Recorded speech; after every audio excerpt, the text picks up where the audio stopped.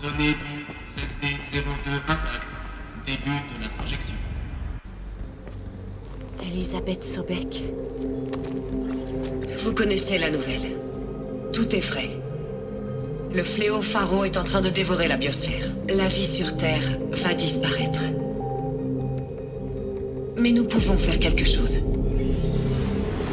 Et si nous pouvions recréer la vie? Si nous inventions une sorte de semence qui pourrait, sur une planète morte, faire repartir la vie. C'est l'objectif, l'espoir du projet Aube Zéro. Créer un système intelligent et automatisé de terraformation qui permettrait à la vie de renaître. Que faudrait-il à ce système?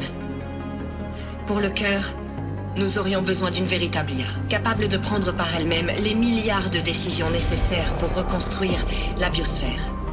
Un gardien immortel, uniquement dévoué à faire renaître la vie sur Terre. Nous l'appelons Gaïa. Une mère nature artificielle.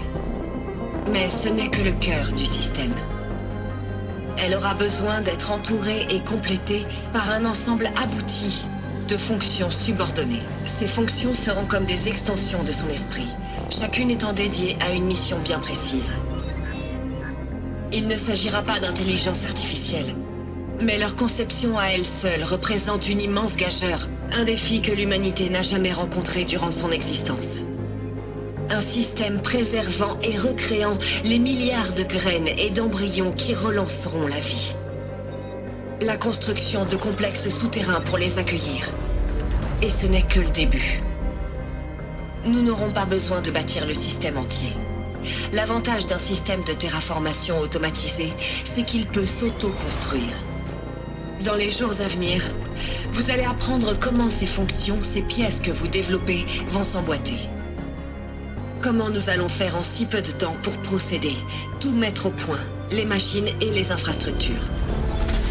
Comment nous protégerons le tout du désastre avant que celui-ci n'ait lieu.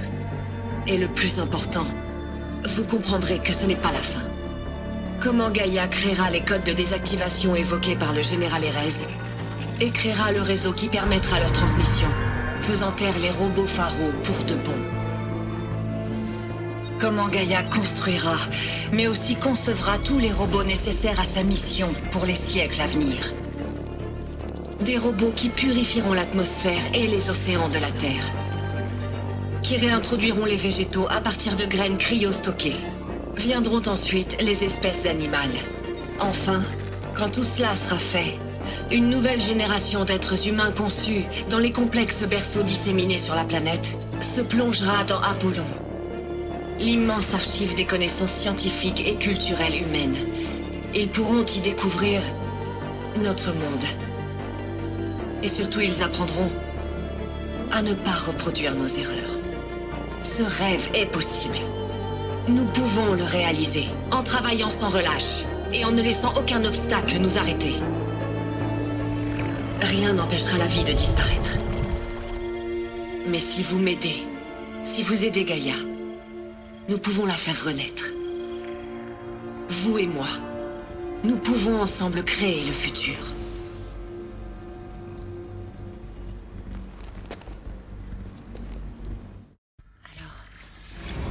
La Terre avait été détruite, puis reconstruite.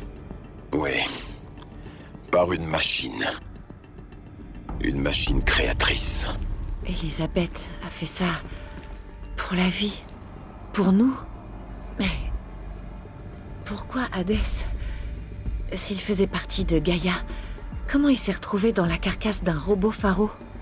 Et pourquoi il voudrait me tuer? Et puis, Apollon, l'archive des connaissances, où est-ce qu'elle est? Je n'en sais pas plus que toi. Tu trouveras peut-être des réponses plus tard.